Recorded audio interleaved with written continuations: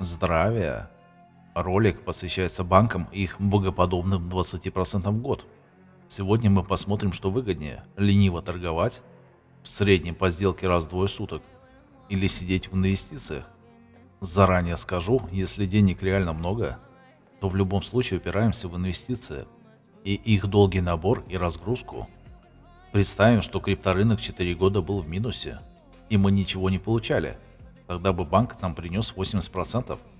Точнее, еще в прошлом году ставка была меньше, но мы гиперболизируем результат.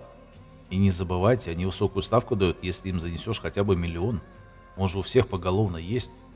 А цены за этот период в магазинах минимум раза в два умножились на два. Высокая ставка – признак большой инфляции.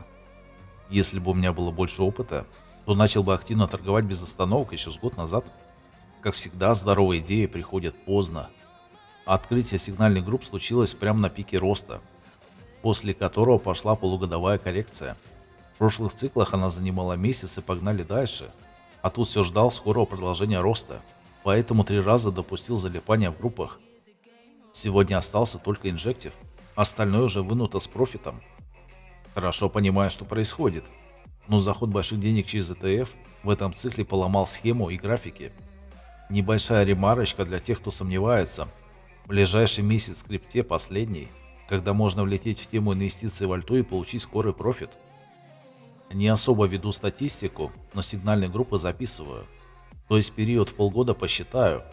Причем он не точный, некоторые сделки не записаны. А местами удалил зачем-то.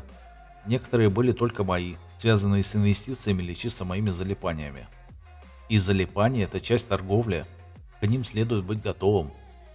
За полгода мой профит составил минимум 193%, а последний месяц был волшебным.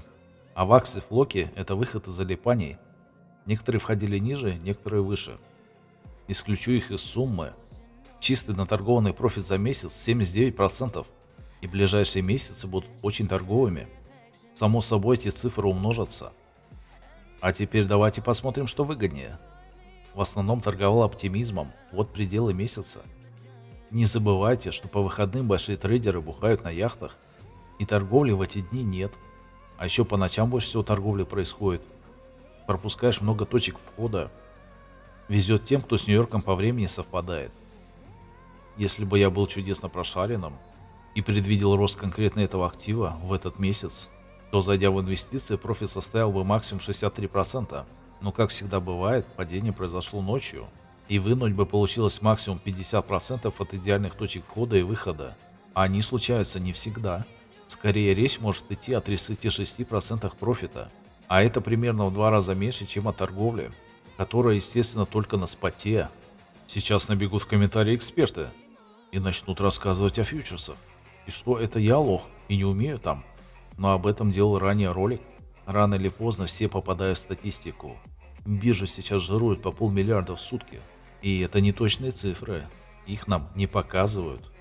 А в последнее залипание мы попали именно потому, что казино побрило на рекордные $1,7 миллиарда в этом цикле, ту ночь.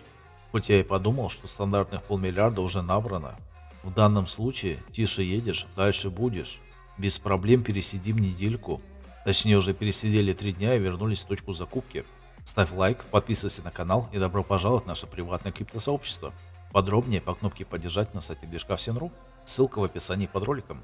Всем добра, здоровья, процветания и денег.